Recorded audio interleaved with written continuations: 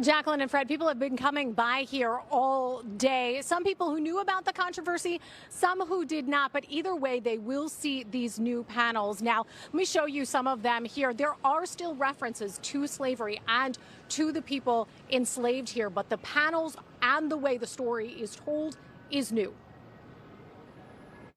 Visitors to the president's house now seeing a new display, one designed by the Trump administration and installed overnight. We were confused. We're looking at the plaques and we're like, wait, these aren't the plaques. Ann Grosso and Ken Murray were in Philly from Coatesville today. They saw the new panels installed after a court ruled the administration could move forward with the changes. We're very upset to hear that, because this is a part of our history and it should be in place the way it was. This is becoming an authoritarian government, which is horrible. The city and others have fought the changes, pushing to keep the original exhibits about slavery and the people enslaved here. To say that we are outraged is an understatement. Michael Cord is founder of Avenging the Ancestors Coalition. He called it a frightening time. Despite being very afraid, we got to keep fighting. A spokesperson for the Department of the Interior said the department is pleased the courts have, quote, sided with the Trump administration on restoring truth and sanity to our country in our nation's 250th, end quote.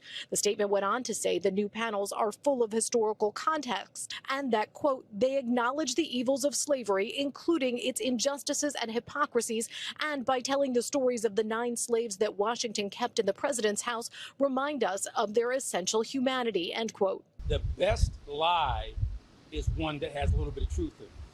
That's the best lie. Cord called what's here now a whitewashing of American history. There was a panel here called The Dirty Business of Slavery. That's gone. Why is that gone? In a statement today, Mayor Sherelle Parker said the city, quote, remains committed to the honest and accurate portrayal of history at the president's house. And she said she will continue fighting, quote, on behalf of everyone who supports the core belief all of our history must be told.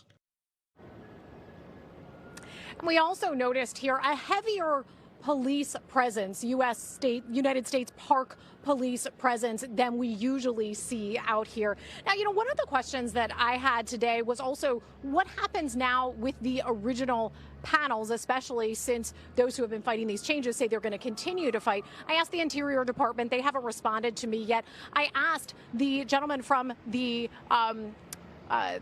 organization that you heard from, Michael Cord, about that, and he said that there are legal options. He didn't want to get too much into it, but he said that they will be pursuing those. Live in Old City, I'm Lauren Mayk, NBC 10 News.